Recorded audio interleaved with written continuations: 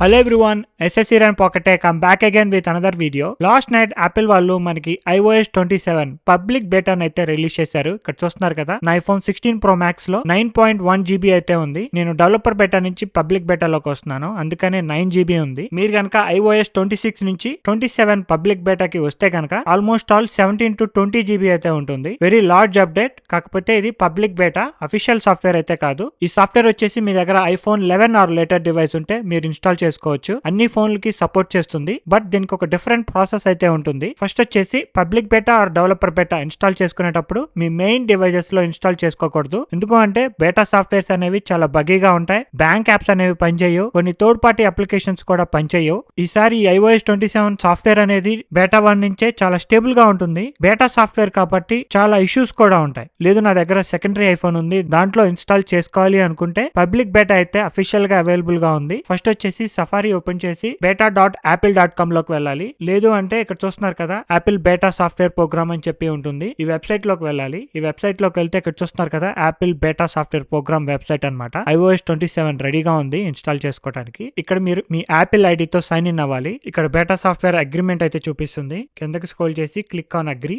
Software ఎలా install చేసుకోవాలో మనకి గైడ్ అయితే చూపిస్తుంది. కిందకి స్క్రోల్ చేసుకుంటే ఇక్కడ గెట్ స్టార్టెడ్ లో చూడొచ్చు, ఎన్రోల్ యువర్ iOS డివైస్ అని చెప్పి చూపిస్తుంది. అండ్ ఆల్సో సెకండ్ చూస్తున్నారు కదా, ప్రొవైడ్ ఫీడ్బ్యాక్. బేటా సాఫ్ట్వేర్స్ లో ఉండే అడ్వాంటేజ్ ఏంటి అంటే, ఇప్పుడు ఈ సాఫ్ట్వేర్ వచ్చేసి డెవలపర్ బేటాలో ఉంది. బేటా సాఫ్ట్వేర్ రన్ చేస్తుంటే మీరు మీ ఫీడ్బ్యాక్ అనేది యాపిల్ వాళ్ళకి డైరెక్ట్ గా ఇవ్వచ్చు. ఇక్కడ చూస్తున్నారు కదా, ఫీడ్బ్యాక్ అప్లికేషన్ ఉంటుంది. దీంట్లోకి వెళ్ళి click on accept. Me Apple ఐడితో సైన్ ఇన్ అవ్వాలి. యాపిల్ అకౌంట్ తో సైన్ ఇన్ అయిన తర్వాత చూడొచ్చు, ఇక్కడ చాలా ఆప్షన్స్ ఉంటాయి. రీసెంట్ యాక్టివిటీస్ లోకి వెళ్తే ఇక్కడ చూడొచ్చు ఏమేమి సాఫ్ట్వేర్ రిలీజ్ చేశారు, రిలీజ్ నోట్స్ ఏంటి, దాంట్లోకి వెళ్తే బగ్స్ ఏమి రిజాల్వ్ చేశారు, ఇంకా ఏ బగ్స్ అనేవి రిజాల్వ్ అవ్వలేదో ఈ డీటెయిల్స్ అన్ని దీంట్లో ఉంటాయి. మీరు పర్సనల్ గా ఏదైనా రిపోర్ట్ చేయాలి అనుకుంటే ఇక్కడ కింద చూడొచ్చు చాట్ బటన్ ఉంటుంది. అది క్లిక్ చేసి iOS ఆర్ iPadOS క్లిక్ చేస్తే కేటగిరీ వైజ్ మీరు ఇక్కడ నుంచి యాపిల్ వాళ్ళకైతే రిక్వెస్ట్ పెట్టొచ్చు. నా ఫోన్ లో పలానా ఇష్యూ ఉందని చెప్పి ఇక్కడ నుంచి రిక్వెస్ట్ అయితే పంపించుకోవచ్చు. ఈవెన్ మీరు స్క్రీన్ షాట్స్ కూడా కింద అటాచ్మెంట్స్ లో యాడ్ చేసుకోవచ్చు అనమాట. ఇక్కడ సెండ్ క్లిక్ చేస్తే మెసేజ్ డైరెక్ట్ గా యాపిల్ వాళ్ళకి వెళ్ళిపోతుంది. ఇది ఒక one of the biggest advantage.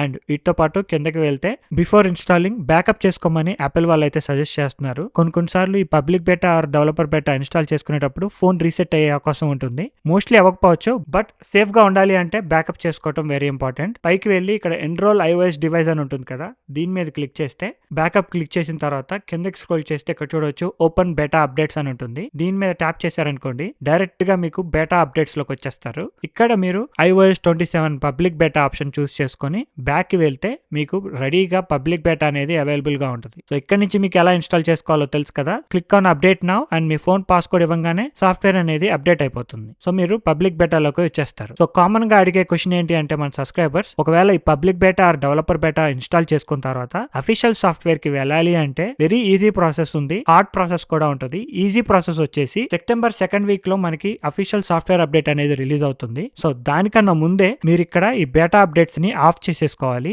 September 2nd week వరకు వెయిట్ చేస్తే మీకు ఇక్కడ అఫీషియల్ అప్డేట్ అనేది ఆటోమేటిక్ గా వచ్చేస్తుంది. ఇది ఈజీ ప్రాసెస్. హార్డ్ ప్రాసెస్ ఏంటి అంటే, మీరు కంప్యూటర్ కనెక్ట్ చేసి రికవరీ మోడ్ లోకి వెళ్ళి కంప్యూటర్ ద్వారా iOS 26 సాఫ్ట్వేర్ ని డౌన్లోడ్ చేసుకోవడం. ఆ ప్రాసెస్ అనేది కొంచెం ట్రిక్కీగా ఉంటుంది. మీకు కావాలంటే సపరేట్ వీడియో ఉంటుంది, ప్రీవియస్ గా iOS 18 ఇన్స్టాల్ చేసింది, చెక్ ద డిస్క్రిప్షన్. బట్ నేనైతే మోస్ట్లీ ఒకవేళ పబ్లిక్ బేటా ఇన్స్టాల్ చేసుకుంటే గనక ఈ డెవలపర్ బేటా సాఫ్ట్వేర్స్ ని ఆఫ్ చేసేసుకోండి. సెప్టెంబర్ 2nd వీక్ వరకు వెయిట్ చేయండి, మీకు అఫీషియల్ అప్డేట్ ఆటోమేటిక్ గా వచ్చేస్తుంది. ఈ పబ్లిక్ బేటా 1 లో ఇప్పటిదాకా డెవలపర్ బేటాస్ అనేవి మొత్తం 3 రిలీజ్ అయ్యాయి. ఈ మూడిట్లో వచ్చిన ఫీచర్స్ అన్ని పబ్లిక్ బేటా 1 లో అవైలబుల్ గా ఉన్నాయి. పబ్లిక్ బేటాకి డెవలపర్ బేటాకి మెయిన్ డిఫరెన్స్ ఏంటి అంటే, డెవలపర్ బేటా వచ్చేసి పబ్లిక్ బేటా కన్నా ముందు రిలీజ్ అవుతుంది. అది డెవలపర్స్ కోసం, యాప్ డెవలపర్స్ ఉంటారు కదా వాళ్ళ కోసం. దాంట్లో ఏదైనా మేజర్ ఇష్యూస్ ఉంటే డెవలపర్ బేటా 2 రిలీజ్ అవుతుంది అనమాట. అమ్మటనే ఇష్యూస్ ఏమీ లేనప్పుడు పబ్లిక్ బేటాగా రిలీజ్ చేస్తారు, పబ్లిక్ యూజర్స్ టెస్ట్ చేయడానికి. పబ్లిక్ కి కూడా ఇలాంటి ఇష్యూస్ లేకపోతే కొన్ని మంత్స్ టెస్ట్ చేసిన తర్వాత అప్పుడు అఫీషియల్ రిలీజ్ అనేది వస్తుంది. అందుకనే ఫస్ట్ డెవలపర్ బేటా రిలీజ్ అవుతుంది, తర్వాత 1 మంత్ తర్వాత పబ్లిక్ బేటా రిలీజ్ అవుతుంది. అది రిలీజ్ అయిన 2 మంత్స్ తర్వాత అఫీషియల్ రిలీజ్ అనేది జరుగుతుంది. ఇదంతా ఒక సిస్టమేటిక్ వేలో రన్ అవుతూ ఉంటుంది. ఎవ్రీ ఇయర్ ఇదే ప్రాసెస్. సో ప్రీవియస్ బేటా సాఫ్ట్వేర్స్ తో కంపేర్ చేసుకుంటే మీకు iOS 27 చాలా స్టేబుల్ గా ఉంటుంది, కానీ బ్యాటరీ లైఫ్ అయితే చాలా దారుణంగా ఉంది. సో ఇక్కడ బ్యాటరీలోకి వెళ్తే ఇక్కడ బ్యాటరీ యూసేజ్ చూడొచ్చు. జనరల్ గా బ్యాటరీ లైఫ్ అనేది iPhone 16 Pro Pro Max కావచ్చు, 17 Pro Max కావచ్చు 6 to 7 అవర్స్ వచ్చేది. ఈ డెవలపర్ బేటాస్ ఇన్స్టాల్ చేసుకున్న తర్వాత 3 అవర్స్ 4 అవర్స్ వస్తుంది. బ్యాటరీ లైఫ్ అయితే అసలు బాలేదు. నేనైతే ఇన్స్టాల్ చేసుకోమని సజెస్ట్ చేయట్లేదు. iOS 27 లో మనకి కొన్ని ఫీచర్స్ అయితే అవైలబుల్ లోకి వచ్చాయి. Starting with new search option. ఈ సెర్చ్ ఆప్షన్ కానీ ఈ న్యూ సిరి ఆప్షన్ కానీ ఓన్లీ మనకి iPhone 15 Pro or later models కే చూపిస్తూ ఉంటుంది. బికాస్ వాటికే యాపిల్ ఇంటెలిజెన్స్ సపోర్ట్ ఉంది కాబట్టి. మిగతా డివైజెస్ లో కూడా కొన్ని న్యూ ఫీచర్స్ అయితే ఉన్నాయి. Non AI features and AI features అన్ని కలిపి నేను 2 వీడియోస్ అయితే చేశాను. డిస్క్రిప్షన్ ఒకసారి చెక్ చేయండి. ఒక్కొక్క వీడియో 20 మినిట్స్ అయితే ఉంది. చాలా AI features and non AI features అయితే మీకు కనిపిస్తూ ఉంటాయి. iOS 27 మొత్తం మీకు స్టెబిలిటీ మీద అయితే ఎక్కువ ఫోకస్ చేశారు. మేజర్ చేంజెస్ అయితే ఏమి కనిపించవు కానీ stability and liquid glass interface అనేది కొంచెం బెటర్ గా ఉంటుంది.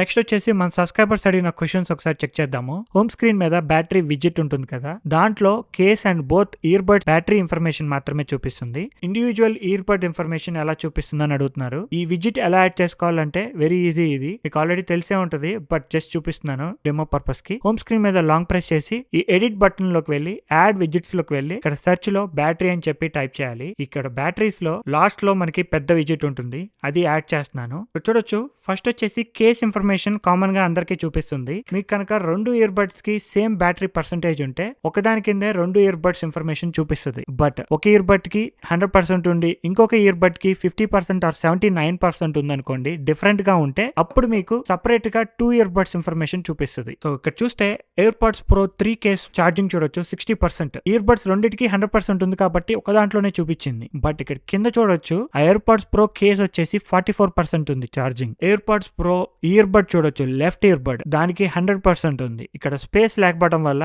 Right side ear bud information చూపించట్లేదు. Right side ear bud percentage different గా ఉంది కాబట్టి లెఫ్ట్ బడ్ తో కంబైన్ అవ్వలేదు. అంటే ఇప్పుడు ఒక ఇయర్ బడ్ యూజ్ చేస్తున్నారు, దాని బ్యాటరీ తగ్గిపోతుంది కానీ యూజ్ చేయని ఇయర్ బడ్ కి బ్యాటరీ తగ్గదు కదా. సో అప్పుడు బ్యాటరీ పర్సెంట్ అనేది డిఫరెంట్ గా వస్తుంది. ఆ డిఫరెంట్ గా వచ్చినప్పుడు రెండు సపరేట్ అయిపోతాయి. దీనికంటూ సపరేట్ సెట్టింగ్ అయితే ఏమీ లేదు. నెక్స్ట్ కామెంట్ వచ్చేసి మన ఫోన్ లో సఫారీ బ్రౌజర్ ఉంటుంది కదా, అది వచ్చేసి ఆల్మోస్ట్ ఆల్ 4 GB స్టోరేజ్ అనేది ఆక్యుపై చేస్తుంది. వెబ్సైట్ డేటా క్లియర్ చేసినా కూడా 3.5 GB తీసుకుంటుంది. ఎలా తగ్గించాలి? సో ఇది టిపికల్ గా వచ్చే ప్రాబ్లమే మీరు ఐఫోన్ ని కొంచెం లాంగ్ టైం యూజ్ చేస్తే. ఫస్ట్ ఆఫ్ ఆల్ సెట్టింగ్స్ లోకి వెళ్ళి ఇక్కడ జనరల్ లోకి వెళ్ళి ఐఫోన్ స్టోరేజ్ లోకి వెళ్తే మనకి సఫారీ బ్రౌజర్ అనేది యూజ్ చేయగా దాని స్టోరేజ్ అనేది పెరుగుతూ పోతూ ఉంటుంది. బికాస్ ఆఫ్ క్యాష్ అవ్వచ్చు, డౌన్లోడ్ చేసిన ఫైల్స్ వల్ల అవ్వచ్చు. నా చూడొచ్చు 2 ఇయర్స్ తర్వాత iPhone 16 Pro Max లో 1.26 GB ఉంది. సో దీని మీద క్లిక్ చేసినప్పుడు దేని వల్ల స్టోరేజ్ పెరుగుతుంది అనేది ఇక్కడ చూడొచ్చు. యాప్ సైజ్ వచ్చేసి 4 MB ఉంది, కానీ డాక్యుమెంట్స్ అండ్ డేటాలో నాకు 1.2 GB అయితే చూపిస్తుంది. ఆఫ్లైన్ రీడింగ్ లిస్ట్ వచ్చేసి 0 చూపిస్తుంది. హిస్టరీ వచ్చేసి 7 MB. So websites and data అనేది నాకు ఆల్మోస్ట్ ఆల్ 1.2 GB మొత్తం ఇదే చూపిస్తుంది. ఈ డాక్యుమెంట్స్ అండ్ డేటా వచ్చేసి క్యాష్ డేటా అనమాట. నేను ఇప్పటి నుంచి సఫారీ అనేది నెక్స్ట్ 2 months యూజ్ చేయలేదనుకోండి, ఈ 1.2 GB అనేది తగ్గిపోతూ వస్తుంది. క్యాష్ అంటే ఇప్పుడు నేను ఇక్కడ చూడొచ్చు ఈ వెబ్సైట్ ఓపెన్ చేసి ఉంది. ఈ వెబ్సైట్ కి సంబంధించిన ఇన్ఫర్మేషన్ కావచ్చు, లేదంటే ఇలా స్క్రోల్ చేసుకుంటూ వెళ్తే చాలా వెబ్సైట్స్ అనేవి ఓపెన్ చేసి ఉంటాయి. ఈ వెబ్సైట్స్ అన్నిటికీ సంబంధించిన ఇన్ఫర్మేషన్ మొత్తం ఆ 1.2 GB లో స్టోర్ అవుతూ ఉంటుంది. ఈ వెబ్సైట్స్ ని క్లోజ్ చేసినంత మాత్రాన ఇక్కడ జీబీ అనేది అమ్మటనే తగ్గదు, ఎవెన్చువల్లీ తగ్గుతుంది. First of all safari settings లోకి ఒకసారి వెళ్దాము. ఇక్కడ సెర్చ్ లో సఫారీ అని చెప్పి టైప్ చేస్తున్నాను. సో సఫారీ యాప్ సెట్టింగ్స్ లోకి వెళ్ళి కిందకి స్క్రోల్ చేసుకుంటే ఇక్కడ డౌన్లోడ్స్ చూడొచ్చు. డైరెక్ట్ గా నాది iCloud ఉంది. మీకు ఇక్కడ ఫోన్ అని ఉంటుంది కాబట్టి మీకు డౌన్లోడ్స్ లో ఎక్కువ జీబీ చూపిస్తుంటే మై ఫైల్స్ లోకి వెళ్ళి ఎక్కడ డౌన్లోడ్ అవుతుందో చెక్ చేసుకుని ఆ ఫోల్డర్ ని డిలీట్ చేసేయాలి. iCloud పెట్టేసుకున్నారనుకోండి ఏ బాధ లేదు, మీ iCloud నుంచి స్టోరేజ్ అనేది తీసుకుంటూ ఉంటుంది. ఇక్కడ clear history and web data ఉంటుంది. ఇది ఆల్రెడీ క్లియర్ చేసా అంటున్నారు, తెలియని వాళ్ళ కోసం చెప్తున్నాను. ఇది కూడా క్లియర్ చేసుకోవాలి. Clear history and website data మీద క్లిక్ చేశారనుకోండి, ఇక్కడ ఆల్ హిస్టరీ క్లిక్ చేసి కిందకి వెళ్ళి ఆల్ ప్రొఫైల్ సెలెక్ట్ చేసి కిందకి వెళ్ళి క్లియర్ హిస్టరీ అని క్లిక్ చేస్తే ఇక్కడ ఈ డాక్యుమెంట్స్ అండ్ డేటా ఉంది కదా, ఈ 1.2 GB అనేది కొంచెం తగ్గే అవకాశం ఉంటుంది. మొత్తం తగ్గపోవచ్చు, కొంచెం తగ్గుతుంది. అండ్ బాటమ్ లోకి వెళ్ళి ఇక్కడ అడ్వాన్స్ లోకి వెళ్తే ఇక్కడ కూడా వెబ్సైట్ డేటా అని చెప్పి ఉంటుంది. దీంట్లోకి వెళ్ళి ఇక్కడ నుంచి కూడా మీ వెబ్సైట్ డేటాని డిలీట్ చేసేయచ్చు. ఇది కూడా మనకి డాక్యుమెంట్స్ అండ్ డేటాలోనే స్టోర్ అవుతూ ఉంటుంది. ఇక్కడ చూడొచ్చు నా ఫోన్ లో ఆల్మోస్ట్ ఆల్ 1 GB చూపిస్తుంది. వెబ్సైట్ డేటానే ఇక్కడ టాప్ లో 1 GB చూపిస్తుంది. ఇక్కడ ఉన్న డేటా అంతా రిమూవ్ చేశాను అనుకోండి, ఆల్మోస్ట్ ఆల్ 1.2 GB లో నుంచి 1 GB వెళ్ళిపోతుంది. ఇంక జస్ట్ 200 MB మాత్రమే ఉంటుంది. This is how you delete your data from safari website. ఈ సఫారీకే కాదు ఏ అప్లికేషన్ కైనా ఇలానే చెక్ చేసుకుంటూ వెళ్ళాలి వన్ బై వన్. నాది వచ్చేసి గూగుల్ డ్రైవ్ ఎక్కువ స్పేస్ తీసుకుంటుంది ఐఫోన్ లో, and also Insta 360 and YouTube music. ఈ యూట్యూబ్ మ్యూజిక్ అనేది నేను ఎవ్రీడే సాంగ్స్ వింటూ ఉంటాను కదా, ఈ సాంగ్స్ వినేటప్పుడు క్యాష్ ఫైల్స్ అనేవి ఫోన్ లోకి డౌన్లోడ్ అవుతూ ఉంటాయి. దానివల్ల ఇక్కడ యూట్యూబ్ మ్యూజిక్ లో చూడొచ్చు డాక్యుమెంట్స్ అండ్ డేటాలో 3GB చూపిస్తుంది. సడన్ గా నేను యూట్యూబ్ మ్యూజిక్ యూస్ చేయడం ఆపేసాను అనుకోండి, ఎవెన్చువల్లీ ఈ డాక్యుమెంట్స్ అండ్ డేటాలో నుంచి ఆ 3GB ఆటోమేటిక్ గా డిలీట్ అయిపోతుంది. నేనేం చేయక్కర్లేదు. లేదు అంటే ఇక్కడ ఒక ఫీచర్ ఉంది చూస్తున్నారు కదా, ఆఫ్లోడ్ యాప్. ఈ ఫీచర్ అయినా యూస్ చేసుకోవచ్చు. ఈ ఫీచర్ ఏం చేస్తుందంటే మీరు ఈ అప్లికేషన్ ని యూస్ చేయట్లేదు అనుకోండి, ఈ అప్లికేషన్ ని ఆఫ్లోడ్ చేస్తుంది. ఆఫ్లోడ్ చేసినప్పుడు ఈ యాప్ సైజ్ మాత్రమే ఫ్రీ అవుతుంది. ఈ యాప్ లో ఉన్న డేటా ఏదన్నా డౌన్లోడ్ చేస్తే ఆ డేటాని డిలీట్ చేయదు. అది డిలీట్ చేయాలి అంటే మీరు అప్లికేషన్ ని డిలీట్ చేసేసేయాలి. అది కూడా డిలీట్ చేసిన తర్వాత ఒకవేళ మీ డేటా అనేది మీ ఈ అప్లికేషన్ కి పర్టికులర్ గా ఇంకా చూపిస్తుంది అనుకోండి, అప్లికేషన్ ని జస్ట్ రీఇన్స్టాల్ చేయండి. అప్లికేషన్ ని మళ్ళీ ఇన్స్టాల్ చేసి డైరెక్ట్ గా ఐఫోన్ స్టోరేజ్ లోకి వెళ్ళి ఆ అప్లికేషన్ ని ఓపెన్ చేసి ఆ యాప్ ని అక్కడి నుంచే డిలీట్ చేసేయండి. ఇక్కడ డిలీట్ ఆప్షన్ చూపిస్తుంది కదా, డైరెక్ట్ గా ఇక్కడి నుంచే ఇక్కడ డిలీట్ చేసేయండి. ఆ documents and data file delete అయిపోతుంది.